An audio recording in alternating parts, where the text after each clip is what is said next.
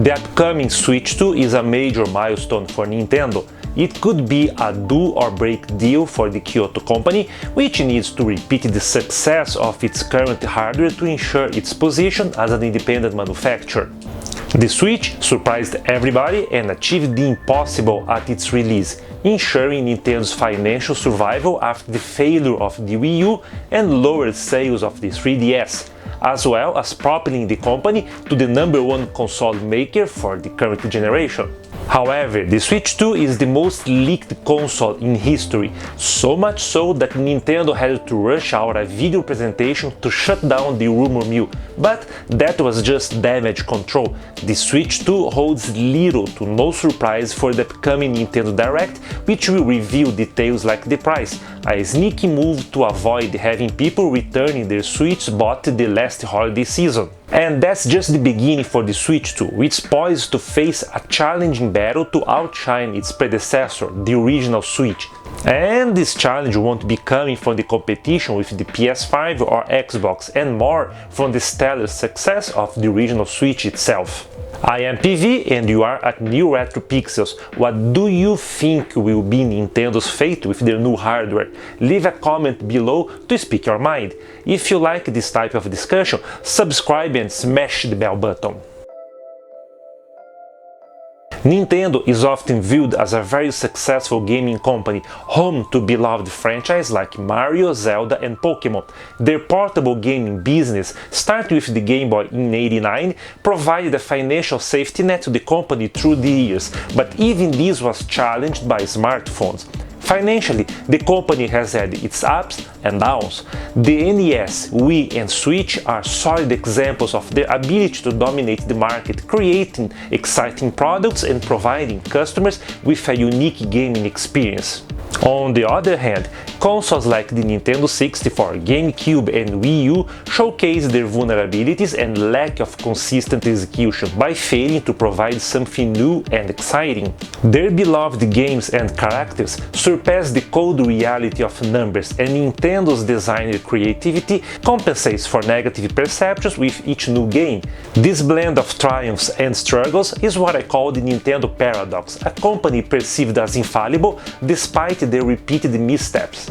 The Switch's unprecedented success reinvigorated Nintendo after the Wii U's failure and the 3DS decline, but can they replicate the magic with the Switch 2, or is Nintendo getting too comfortable to do it again? To answer this question, we need to get back to the mid-2010s, when the Wii U and 3DS were the current hardware Nintendo was selling. The Wii U sold just a fraction of the Wii sales, by far the worst-selling Nintendo Desk console of all time. The 3DS won the race with the PlayStation Vita, but had fierce competition from smartphones, which everyone has in their pockets every day. By the end of its run, the 3DS had sold 75 million units, half of what the DS sold before it. With the traditional console sales swinging up and down each generation, the portable consoles were Nintendo's steady source of income for years. However, the competition with mobile devices after the iPhone and Android were released was putting this business at risk as well. Nintendo was a cornered tiger, which needed to resort to all their instincts to survive. Gone were the days when one would need to get a portable console to have casual fun on the go. They already have a Swiss Army knife tool that could give them fun. Even Nintendo themselves made mobile games to explore the market, which was very successful by the way. And Pokémon Go brought the monster hunting and battling to real life through augmented reality. Nintendo didn't have the means to keep doing business as usual for long. It would hardly be able to compete with Sony and Microsoft consoles, and portable consoles would not guarantee their survival anymore. They were cornered, and the only way out was to create a business that could survive, just like with the Wii. And that's what they did one more time, by embracing the philosophy behind smartphones and doing more than a single dedicated device. And Nintendo's comfortable position is not a privilege to be taken for granted, because they fought hard for it, a lesson they forgot from the Switch launch 8 years ago. In 2017, Nintendo couldn't compete with Sony and Microsoft in the desk console market, nor could they compete with mobile device, so they took a gamble and went somewhere in between, a powerful portable using a mobile device processor that could also connect to TV. This would make the Switch an underpowered console when looking at the PS4 and Xbox One, but that's not what Nintendo was aiming for anyway. Nintendo's genius was to think outside the box, something they could afford because they had nothing to lose at that point. Instead of simply doing a portable that connects to a TV, laptops and smartphones could do it to an extent, they focused on making the transition from mobile to docked seamless, even during gameplay, as natural as it gets, in a way that anyone from age 4 to 90 would just get it. With that, they created a very successful market, getting themselves an executive class to the first place in the console market by doing something that's not even close to the other competitors. So much so that I don't think that it makes sense to compare Sony and Nintendo sales. It's like comparing an SUV to an 18-wheeler. Both can take things to place, but with completely different approaches and capabilities. Whatever happens to Sony's next desk console is not affected by what Nintendo does with the Switch 2, and vice versa. That rules out the PS5 or the upcoming PS6 as the Switch 2 main competitor. What sets the Switch apart from the PS5, the Xbox and desktop gaming PCs is the system design philosophy. The incredible easy docking and the detachable Joy-Cons are the biggest winners. Being able to have two people playing with said Joy-Cons without an extra gamepad or to use both as Wiimote-like controllers for motion control is genius. No need to buy an extra gamepad if you don't care about the small size. Touchscreen controls, you got it as well. Infrared motion control for the piano-like game, yep, barely used on games, but it's in there as well. It's the ultimate hybrid console on the very first try. Nintendo packed so much in the Switch to ensure it would be a game changer that it created a time bomb that went off as soon as they announced the Switch 2. What can Nintendo do with the Switch 2 to appeal to people to move over the original Switch? And that's where things get interesting, or where they get tough for Nintendo if you prefer. Unlike 8 years ago, when they were coming out of nowhere with a product that no one was expecting at all, the Switch 2 slowly materialized in front of our eyes through insider leaks. Nintendo's January 16 announcement video was just a way to say, wait for further official info and to help to sort out what to believe or not from the several leaks. And several leaks are an understatement. No console has ever been leaked as much as the Switch 2. Some leaks were not confirmed yet, but most of the information about the system design was spot on, and that means they may not have much to surprise or wow people in April, and I think it wouldn't make much of a difference given what we saw in the video announcement. The Switch 2 is backward compatible, which has been a Nintendo fan demand for a long time, although they added a note that not all Switch games can be played on Switch 2, but there shouldn't be many games anyway, so I hope. They still have detachable Joy-Cons, which are now magnetic, a cool feature but hardly a game changer. Although slightly larger, the same form factor that made the Switch a success is still there. On the undisclosed details, we still have to rely on leaks to know there will be a better processor, better GPU and more memory, bringing the Switch to the original PS4 performance. Good, but not spectacular given the original PS4 is an 11-year-old console. The mouse-like controls in the Joy-Con are still not confirmed, but that could be a nice idea. So far so good, and that's more or less the dream checklist for Nintendo hardcore fans. But At the same time, this is disappointing exactly in the same way as the PS5 was not as great as the PS4. Remember when the Wii U came out, just adding HD graphics and the gamepad screen? It was so iterative instead of evolutive that there was not much to move over to the Wii U from the Wii, as the games looked and played about the same, only in HD. The Switch enjoyed a clear break from the previous console generation. It offered something new to gamers, and boy, did the Switch offer a lot of new. And what's there to excite prospective Switch 2 players this time around? A new Mario Kart game? As much as people tend to love Nintendo franchise, we all know it to be true that Nintendo can't rely on them to save their consoles. These games didn't save the GameCube, they didn't save the Wii U, and they didn't help the Nintendo 64. That's the cold reality when sticking to the facts and sales numbers. It was not because of Zelda Breath of the Wild that the original Switch was a killer machine, not at all. The reason the Switch sold 150 million units, far more than twice the sales of both Zelda games combined on the Switch, is because it offered something different, something unique.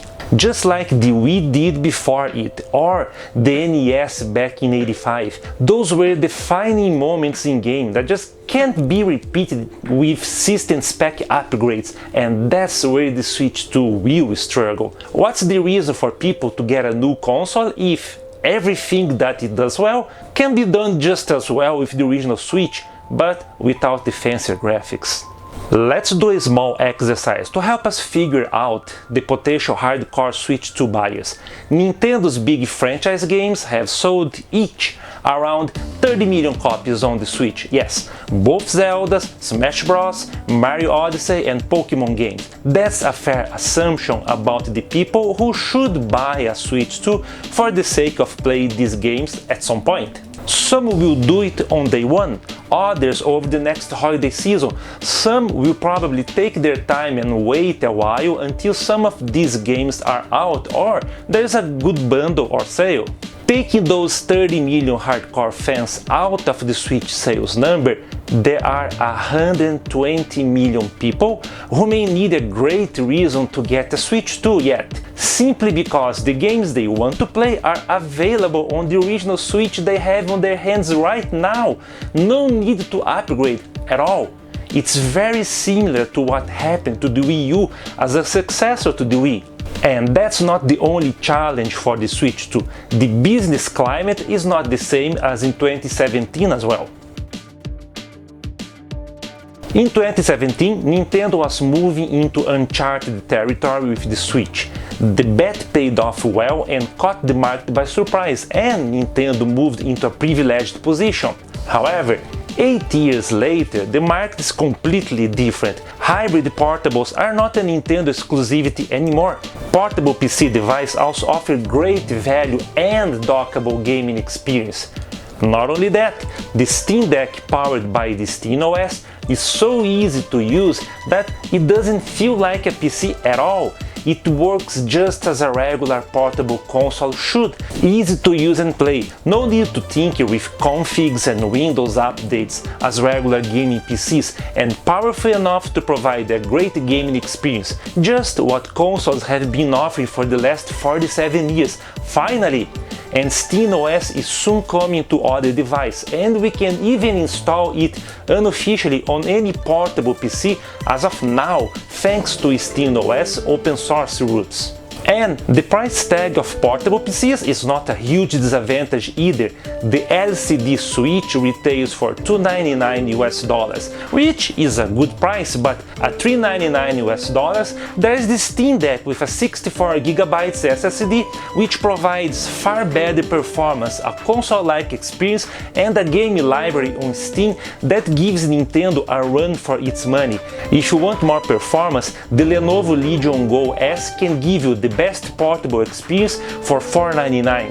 This is a potential issue for Nintendo, as current leaks point out that the Switch 2 on portable mode will be just slightly more powerful than the Steam Deck, but on docked mode it will be as powerful as a ROG Ally using a Ryzen Z1 processor, and not even close to the Ally X with a Z1 Extreme processor. To make things worse, price leaks point at least $399 USD for the launch price, and some leaks even point to a $499 price. That's more than the current Switch and matches either the Steam Deck or Legion Go S. From tech specs alone, the Switch 2 looks like a hard sell. Sure, there is no Mario on Steam, and many people will be leaning towards the Switch 2 because of brand loyalty and to experience Nintendo's latest games. However, at the same time, there is no Elden Ring, God of War or Cyberpunk 2077 on the Switch. For the price-conscious consumer, the games on Steam are at a lower price point than on consoles, and that's before getting into seasonal sales and regular price drops that don't take place on consoles as often, if ever. Also, indie games often get to Steam months or years before they get to consoles, if they ever get there. And more portable options are getting into the market. Both Acer, Asus and MSI have devices that provide even better performance, and cheaper and more compact devices are also coming. And with the announcement that SteamOS will officially support other devices, it's just a matter of time before portable PCs are providing the same user experience as the Switch out of the box. Acer and Lenovo's new models can even detach the controllers just as Switch's Joy-Con. To add more fuel to the fire, Microsoft has been hinting about an Xbox Portable for some time, and even Sony is getting ready to move back into portable gaming. First with the PlayStation Portal, which is just a streaming unit, and then with a rumored console that can play games at the PS4 level. Does it ring a bell to the Switch 2? If Sony managed to do a PS5 Lite spec and patch games to run on it, that would be a killer app and a serious blow to Nintendo. Of course, such a crowded space won't have an absolute winner, and the cake will be split among many of them, unlike with the original Switch in 2017, when Nintendo had an easy time and took the entire cake to themselves. And that's where the other 120 million Switch users who are not Nintendo hardcore fans come into place. Those customers are like the people who had a PlayStation 2 in the early 2000s, but instead of buying a PS3, decide to buy a Wii, or the Wii players who bought a PS4 instead of the Wii U. They are up for grabs now. They may enjoy Mario Kart or Zelda, but may just as well play Horizon or Elden Ring on a portable PC next. Can the Switch 2 be a best-selling console? Sure, it has a good fighting chance despite its lack of punch and innovation. Will it be an absolute winner as the original Switch? Probably not. The Switch is a unique device, just like the Wii, and given the longevity of the Wii, I won't be surprised that there will be games released on the original Switch much later in the Switch 2 lifespan. Take Just Dance 2020 that was released on the Wii in 2019, when the Switch was already 2 years old, a game for a 13-year-old system that was released 2 hardware generations before was still selling well. I bet that several devs will stick with the Switch for some time, just as many did with the Wii. All Switch games can run on the Switch too, so why would they bother to limit sales if their game is not demanding better hardware, or if the new hardware doesn't have any interesting new features? Also, most indie games would also run just fine even on a Wii U or PlayStation 4. They just get released on modern consoles because they are the platforms commercially available, after manufacturers pull the plug on other platforms. There's no push for those developers to restrict their sales by going into the Switch 2 right away, and there's good money for Nintendo to stop them from doing so, just as Wii games were released so late in the console life cycle. Nintendo will get visually demanding games on the Switch too, and fans already asked for more power in their hardware. Both Switch Zelda games were pushing the system to its limits, and the general sentiment is that better hardware would adjust to future games in the series. Not to mention, Nintendo will use them to push the Switch 2 into the market, and I can easily see Metaphor with Fantasio, Red Dead Redemption 2 and other bigger games finally coming over to Nintendo's new console. Better late than never, but how much will those help people move over to the Switch 2 is a different story. These games are good sellers for people who already have a console or PC, but hardly killer apps that make people buy a new system. And for the original Switch, the killer app was the console itself, not the games, something that's hard to do again with the Switch 2 the way things are looking so far. It's not very hard to see the Switch 2 as a console that will find success in the market, especially given Nintendo's momentum, but it won't be as close as the original Switch was, and that's the trap Nintendo has laid for itself, and they can't get around it, only fight their best. They went crazy when creating the Switch, but got complacent after that, and now they can't reinvent the business because this should have been an exercise they had to be doing for years now. And we know they weren't because their cash cow still had a lot to be milked, and now they have competition that can seriously take away from the current user base. Hopefully, a good price point may prove essential to help Nintendo push the Switch 2 upgrade. Also, if they can reveal some new experience, this will help them cement their position as long as they get strong games using them, as they did with 1-2 Switch and other unique games. The Switch 2 can still be number one, but it probably won't sell as much as the original Switch. That may put Nintendo in a tight position.